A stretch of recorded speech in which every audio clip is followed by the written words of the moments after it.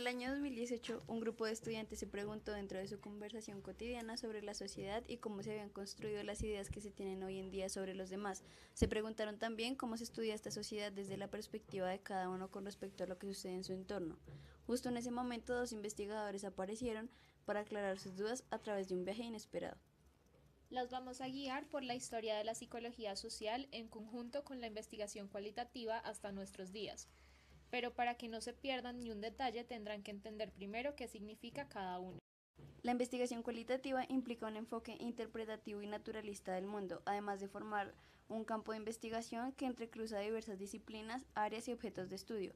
Un investigador cualitativo estudia las cosas en sus escenarios naturales, tratando de entender o interpretar los fenómenos en función de los significados que las personas les dan. Por otro lado, la psicología social es el estudio científico de la manera en que los individuos piensan, sienten y se comportan en un contexto social. Algunos campos que se relacionan con los abogados, médicos, periodistas, educación, finanzas, psicología y sociología. Gracias al viaje que les tenemos preparado, entenderán cómo estas dos disciplinas se relacionan a través del tiempo. Bienvenidos a la época de 1880 y 1924. Esta es una época en donde se genera un gran interés por conocer cómo actúan las personas en distintos contextos sociales y frente a distintas personas. Exacto, en los años de 1897 y 1898, el psicólogo norteamericano Norman Triplett crea el primer estudio publicado en el campo de la psicología social. Sí, ya recuerdo, es uno en donde él mira los comportamientos de los ciclistas en distintos contextos. Así es, en este experimento, Triplett observa cómo el contexto afecta el comportamiento de un individuo. Su experimento fue muy fácil, pues observó a un ciclista quien mejoró su rendimiento y su velocidad al encontrarse en presencia de otros, que haciéndolo a contrarreloj. Asimismo, el profesor Max Ringelmann realizó un experimento similar en 1913, pero en este caso él encontró que la presencia de otros afectaba el rendimiento de los individuos. Sí, yo sé. Lo que él observó fue cómo mejoraba o empeoraba el rendimiento de una persona al tirar la cuerda de manera individual y de manera grupal. Finalmente, en el año 1924 aparece Floyd Allport con su obra Social Psychology y ayuda a establecer el concepto de psicología social que hoy en día conocemos.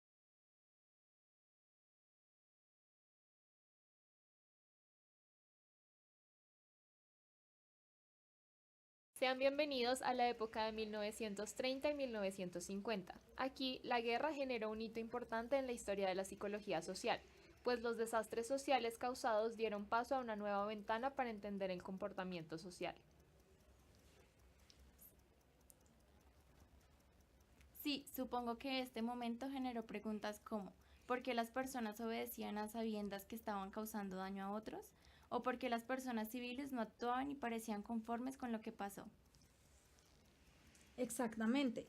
Estas fueron algunas de las preguntas que se hicieron los psicólogos de esa época, como es el caso de Gordon Allport y Muzaffer Sherif, quienes estudiaron las cuestiones sociales del momento. Sí, por ejemplo, Sheriff se dedicó al estudio de la influencia social y cómo grandes grupos ejercen poder mediante la influencia de los individuos pertenecientes a este.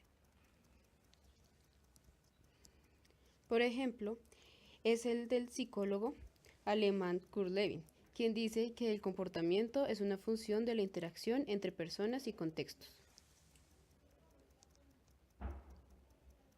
Así es. Bueno, después de la Segunda Guerra Mundial se realizan mayores contribuciones, como es la del psicólogo Salomón Sarsch, quien realizó un estudio sobre la conformidad y la presión social y cómo éstas pueden llevar a las personas hacia el error.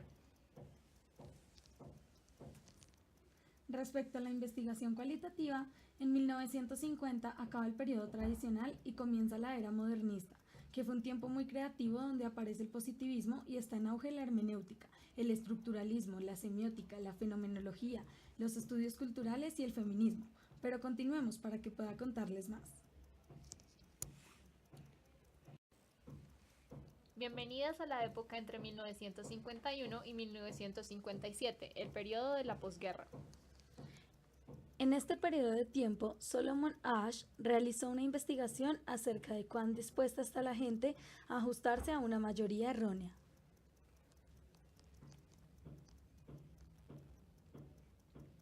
Sí, eso es cierto. Él usó dos tarjetas para su experimento, una con una sola línea dibujada y otra con tres líneas dibujadas. Lo que él les preguntó a los individuos fue, ¿cuál línea de la segunda tarjeta coincidía con la de la primera? Inicialmente todos contestaban bien, pero cuando otras personas empezaron a dar respuestas erróneas, el individuo también lo empezó a hacer. En estos años también se publicó La naturaleza del prejuicio, escrito por Gordon Allport.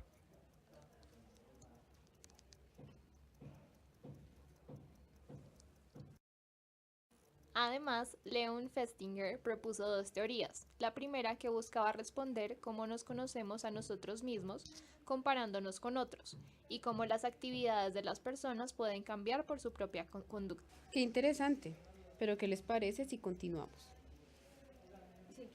Bienvenidos a 1960, en donde existió un enfrentamiento entre la investigación cualitativa y la investigación cuantitativa, debido a que, mientras los cualitativos destacaron por su enfoque humanista y social, los cuantitativos criticaban a los cualitativos por la falta de objetividad y ciencia.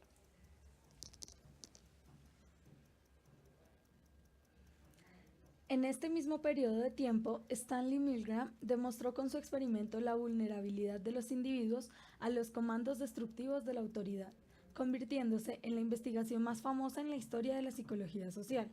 Gracias a esta disciplina entró en un periodo de entusiasmo y expansión respecto a las temáticas de investigación y por lo tanto en sus hallazgos. ¡Wow! ¡Qué genial! Algún día quiero causar ese tipo de impacto en las investigaciones que haga.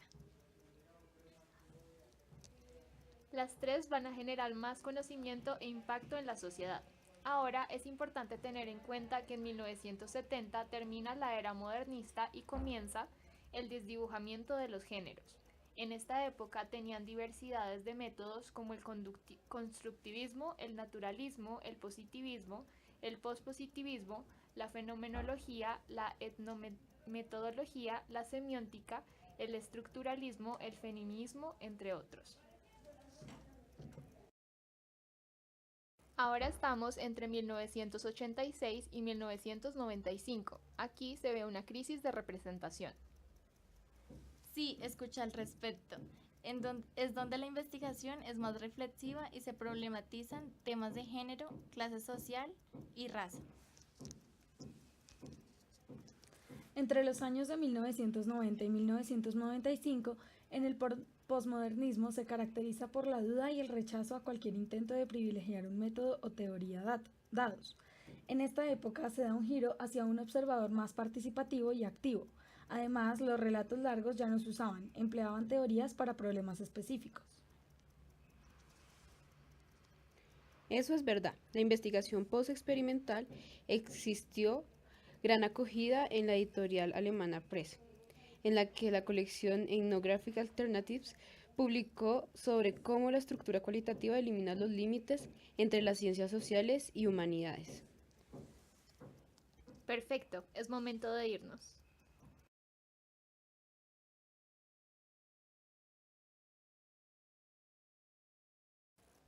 Llegamos a lo que se encuentra entre 1998 y 2004. En este periodo histórico se presentaron luchas metodológicas, las cuales generaron tensión y conflicto entre los investigadores. Sí, ya recuerdo. En esta misma época, Denzin y Lincoln generan 4 formas de triangulación que son datos, investigadores, metodologías y por último, teorías como alternativas de validación. Después, Linda Smith, en 1999, afirma que la palabra investigación era considerada como la palabra más sucia para las comunidades indígenas.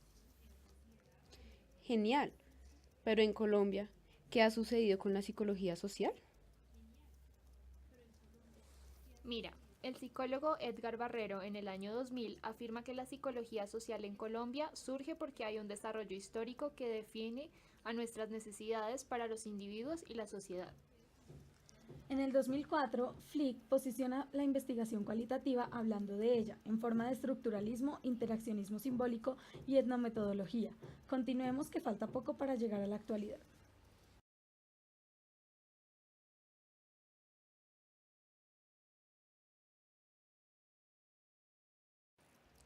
Bienvenidos al año 2005, conocido como el futuro fracturado, en el que se lucha contra el retroceso y el movimiento de investigación basado en la evidencia y los subsiguientes hasta el 2018. En este momento exige que las ciencias sociales y las humanidades se conviertan en espacios para la conversación crítica sobre temas como la democracia, la raza, el género, la clase, el Estado-nación, la globalización, la libertad y la comunidad. Se busca que la investigación cualitativa se conecte con las esperanzas, las necesidades, los objetivos y las promesas de una sociedad democrática y libre. Además, se empieza a hacer una revisión histórica para determinar si un enfoque mixto podría funcionar en las problemáticas sociales a pesar de las contradicciones que presenta este. Me imagino que se están preguntando en dónde queda Latinoamérica o si resaltó en algún momento de todo este recuento histórico. Yo sé que de Sousa en el 2008 planteó la idea de que todos los problemas teóricos y conceptuales de esta región del mundo se debe a que basamos nuestras investigaciones en estudios o experimentos de otros países. Además, Brignol y colaboradores en 2008 decían que la psicología social tenía un gran reto y este era el de llegar a ser reconocida por el público y no solo por la comunidad de investigadores. Para esta época, con respecto a la investigación cualitativa, Pujadas en 2010 dice que la observación se convierte en un método de recolección. En 2010, Cassin, Fein y Marcos empiezan a integrar la psicología social con la emoción, motivación y cognición mediante estudios de las teorías evolutivas y de neurociencias.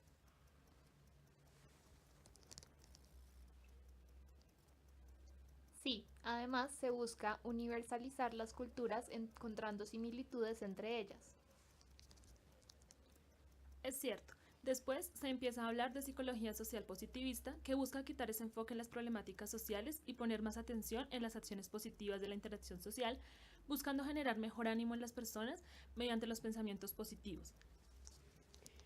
También aparece la psicología social comunitaria que critica las políticas públicas sobre la desigualdad social y busca generar cambios psicosociales en distintos entornos y estratos socioeconómicos, sobre todo en las poblaciones que se encuentran más marginadas. Hemos terminado el viaje, gracias por acompañarnos, pero antes de irnos queda responder la siguiente pregunta para que veas por qué estas dos disciplinas se complementan y cuyo trabajo en conjunto es tan importante para las problemáticas sociales. Dialogan las historias de la investigación cualitativa y de la psicología social. La psicología social cuenta con un campo de acción muy amplio en el que constantemente varían sus objetos de estudio, por lo que requiere diferentes métodos para acercarse a estos y de la misma manera generar conocimiento útil a la vida cotidiana. Es por esto que su relación con la investigación cualitativa es vital, pues esta última le brinda el medio necesario para alcanzar de la mejor manera sus objetivos, logrando así un complemento de gran aporte de la transformación social. En otras palabras, la psicología social se sirve de las metodologías cualitativas y esta a su vez las enriquece gracias a los hallazgos de las investigaciones de esta ciencia, nexo que es posible ver evidenciado a lo largo de la historia, pues durante el proceso de maduración de estas dos se presentaron épocas de crisis y críticas en las que gracias a su avance mutuo se encontró una mejora en la manera de realizar estudios para la comprensión de las relaciones de los individuos teniendo en cuenta sus orígenes y contextos tanto históricos como culturales y lingüísticos.